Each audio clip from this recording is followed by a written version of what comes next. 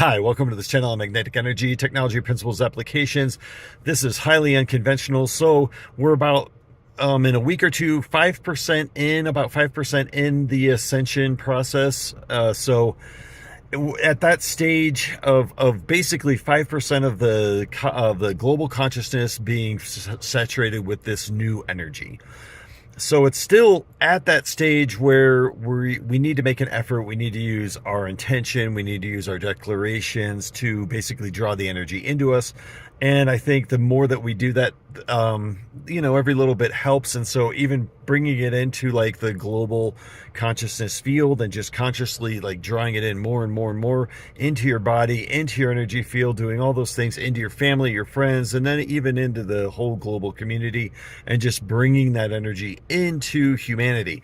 So now, there you go. So we're at 5%. Now, when I experienced like the test versions of this, the test version of it, I think the field was around 60%. And so 60% saturation, like comparable to what will be at like 60%.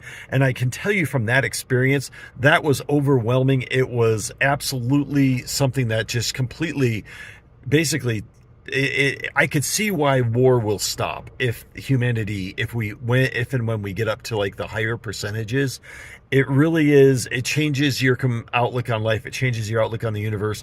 It absolutely dissolves all negative, like hate and harmful emotions and all those types of things. So there you go. Quantum resonant astrology, quantum resonance astrology.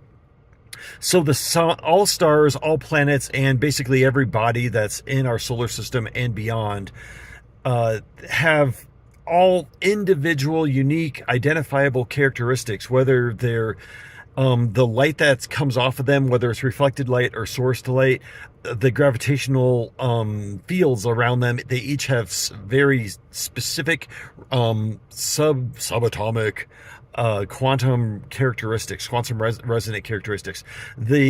Basically the elemental makeup of every single object is trackable from the quantum realm to really out to infinity. So they all emit energies all the time, and those energies are always like randomly being emitted within a certain spectrum of that particular object. So like Jupiter, Saturn, Uranus, Neptune, Pluto, Mars, everything, they all emit basically a certain range of quantum resonant signatures that are trackable, and they come in random fluctuations. And so that's really important, that how it relates to like this whole ascension process and to astrology in general. The idea here is the intensity varies, and then also what's happening with them varies. Now, and they vary in their range from like highly polarized to neutral emissions. And then, so as humanity is at a certain level of consciousness, if you imagine, so let's say humanity has a generally low level of consciousness like we've had it for the last, whatever it is, 22,000 years or something. If we are at that point where we have certain levels of consciousness and we are emitting certain levels of energy, during the random fluctuations of planetary emissions, if we synchronize with those, we will absolutely attract those energies into our consciousness. So it will amplify polarized thinking, it will amplify neutral thinking, depending on where we're at. So it's a very hit or miss process depending on where the random fluctuations are at the planetary level and where they are like at the humanitarian consciousness level. And so you can see why like astrology is a very hit or miss art, if you want to call it like a divinatory art at this point, because of our understanding and what's happening. We've put labels onto like certain archetypal meanings for different planets, and all of those are fine. And I think there's been thousands of years of documenting like what Mars emits or what Jupiter emits or what Saturn emits, and all of that's fine, but there's still always random fluctuations of those, and there's always a range. So every planet has a range from highly polarized emissions of quantum resonant energy to more neutral. And so you as an individual, depending on what you're focusing on and what your consciousness is and how your emotions are fluctuating, You are either highly polarized, we all are, we're either highly polarized or we move more into heart-centered, neutral emissions of energy. Now, regardless of what we're doing, we will attract similar energies into us. Now, when you get into the geometry of it, so whether you have conjunctions, oppositions, squares, trines, sextiles, all of those geometrical angles contribute to certain combinations of frequencies that are being emitted, or resonant frequencies. So even at the quantum level, if you have planets that are in a square to Earth, then when their energies touch each other, when they combine, they have certain emissions. So, and there's certain amplifications and there's certain canceling out of energy depending on the angles. And you can see how when you look at a person's chart and you start to use like quantum resonance, and which the technology and the consciousness is coming that will enable all of this, but you can see how certain planetary alignments will interact with them. And then if you go with their conception chart, which we will, with more advanced technology, we will go with a conception chart as well as a birth chart. A birth chart is interesting because you could argue that it's the first time that physical body has had an uninterrupted quantum resonant signatures, like that it is basically emanating itself with. And so that changes its connection, like with the mother and everything. So that being now, that's an imprint that will have ramification throughout their life. But then also we will consider the conception imprinting, because that's equally important, if not more important. Also, in quantum resonance astrology, we are not limited to the zodiac signs. We are not limited to the planets. This will apply to all energies of anybody that we are detecting resonant signatures that we can attract basically from anywhere in the sky. And so things like the Pleiades will be very prominent. It could be even like Orion and different stars that have really prominent energies that we tend to sync up to, or we tend to attract. Now, as far as the ascension process goes, our solar system is going through a transition, as well as our planet. And so the emissions of the planets, all of the planets at a quantum resonant level, are going to change, as well as our planet. And so we are all uplifting together. The entire solar system is uplifting together, which will make it easier. Now, there's still random fluctuations. There's always going to be random fluctuations, but it will make it easier for us to tune into the higher quantum resonant energies, the more neutral, if you will, the more heart-centered energies coming off of the planets and everything in our solar system and then beyond.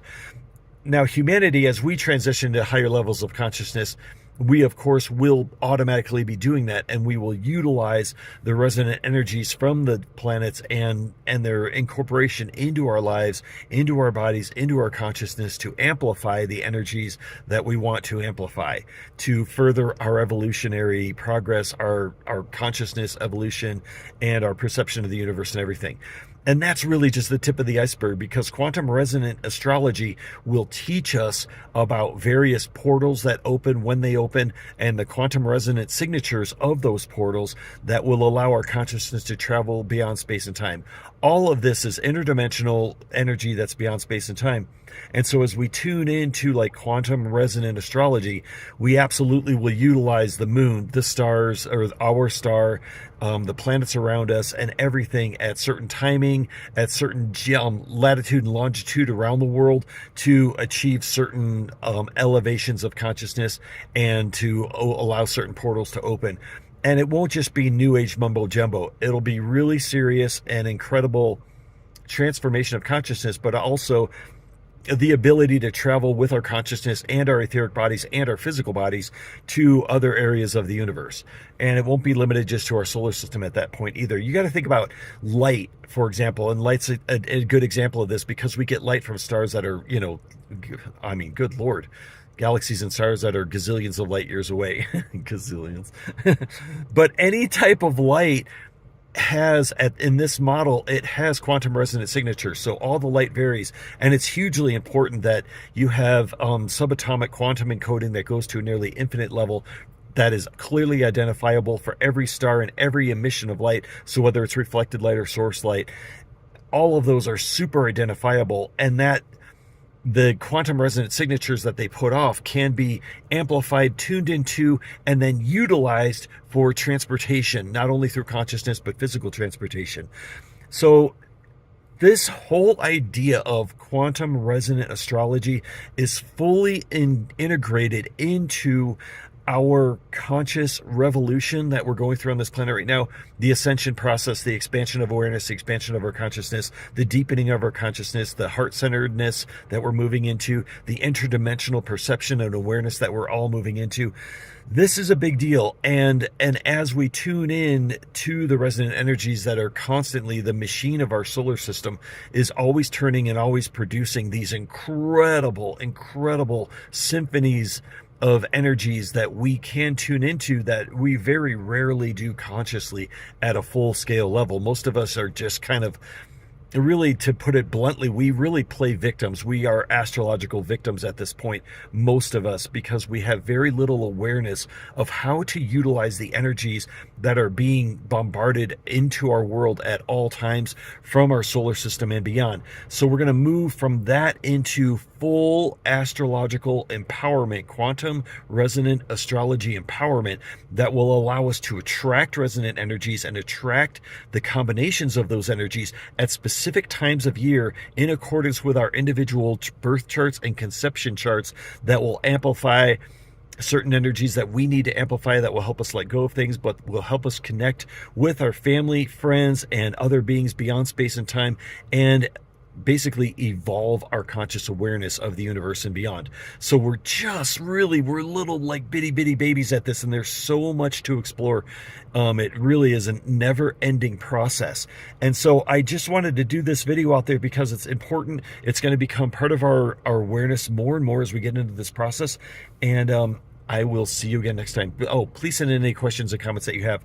Thank you all for your incredible feedback on this stuff. And I bless all of you with this new energy of quantum light coming into us. Just think about the new energy. Say, I am attracting new energy into me. I'm attracting it into my consciousness, into my body, into my astral body, everything. And just keep attracting it with a vortex. And it's very mobile. It's very easy. It complies with your intentions and your thoughts immediately, this new energy. So from there we go, and I'll see you again next time.